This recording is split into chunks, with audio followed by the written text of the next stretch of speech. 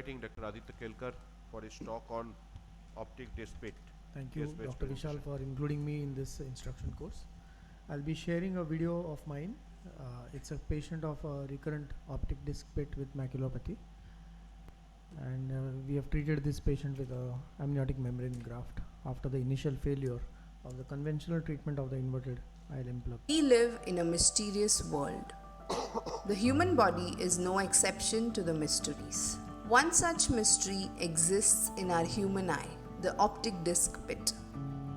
We welcome you on our journey of optic disc pit, where we try and find the right fit for the pit. Welcome to the pit.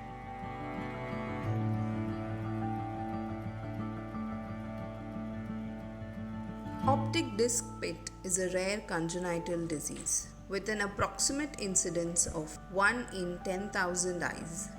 It is associated with maculopathy and accumulation of subretinal fluid, with 30 years as the mean age of presentation. Optic disc pit associated maculopathy is rare in children, and it is mostly associated with preceding history of trauma.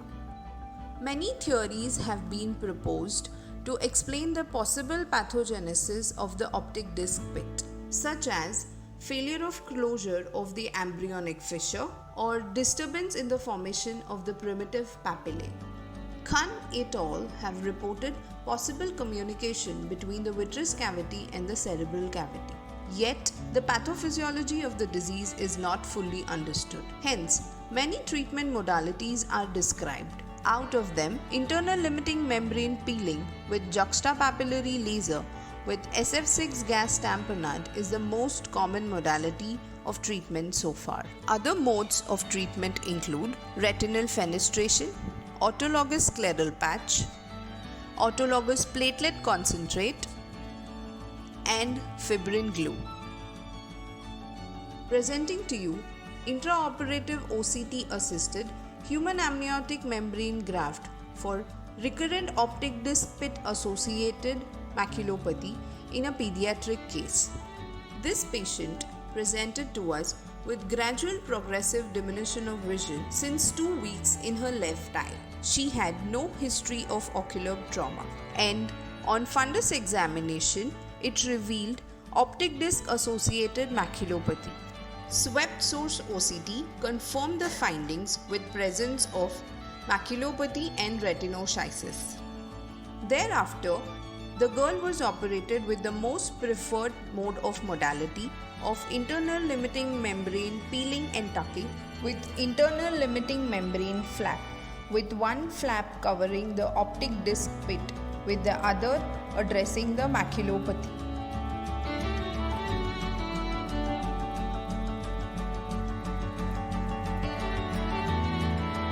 After that, she recovered well with resolution of the maculopathy with improvement in her visual acuity to 6/18. The patient maintained the same vision at 6 months, and there was no evidence of recurrence or any complications associated.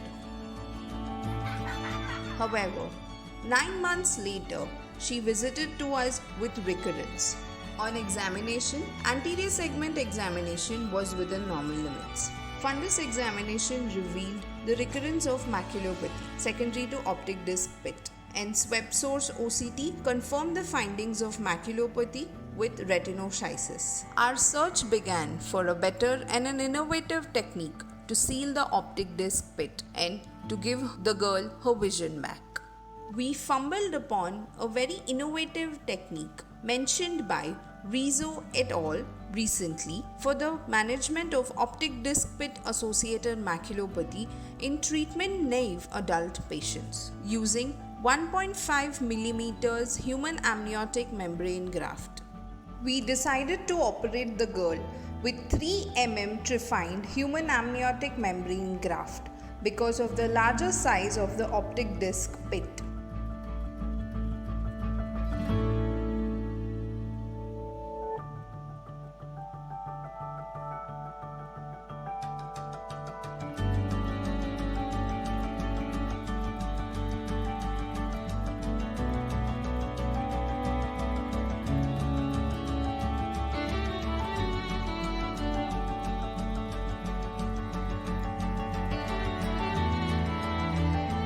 After trephination, the graft was stained with brilliant blue. Later, with the help of intravitreal forceps, the graft was directed into the eye and onto the optic disc pit.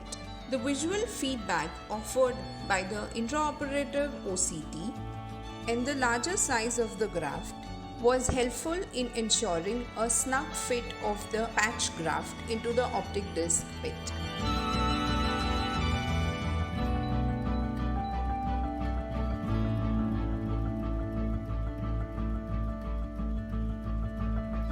This obviated the need for any additional tamponade or laser or any PFCL for stabilization of the graft or any additional maneuvers to ensure the stabilization of the graft.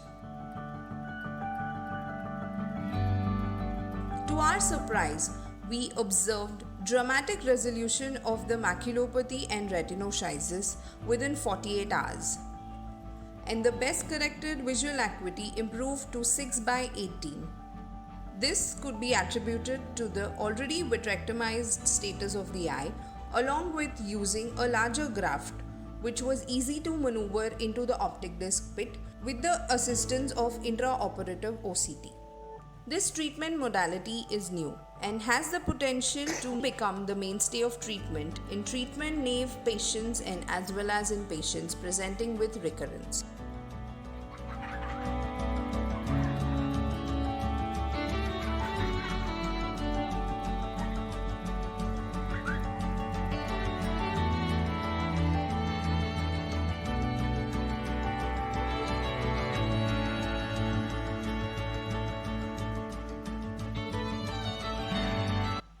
Thank you.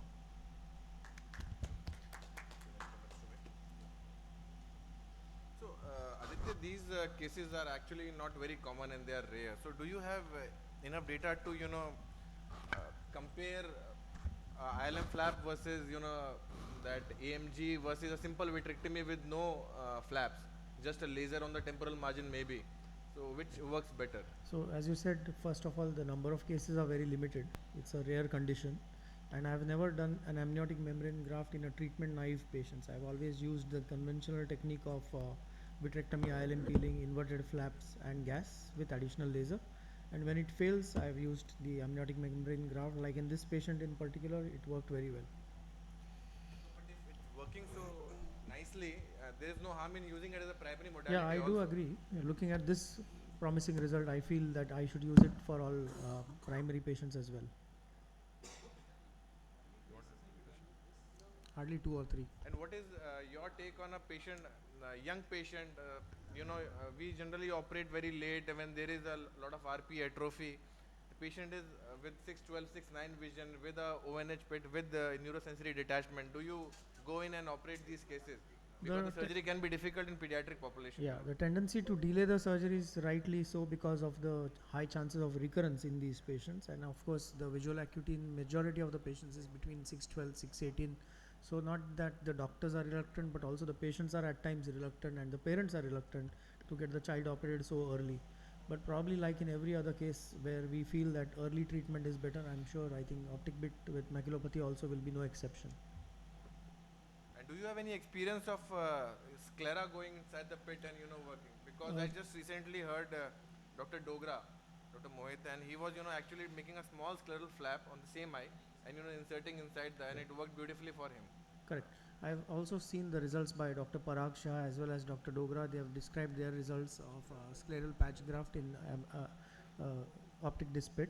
What I don't like about the scleral patch graft is that you will have to dissect the conjunctiva and make a small opening in the same eye.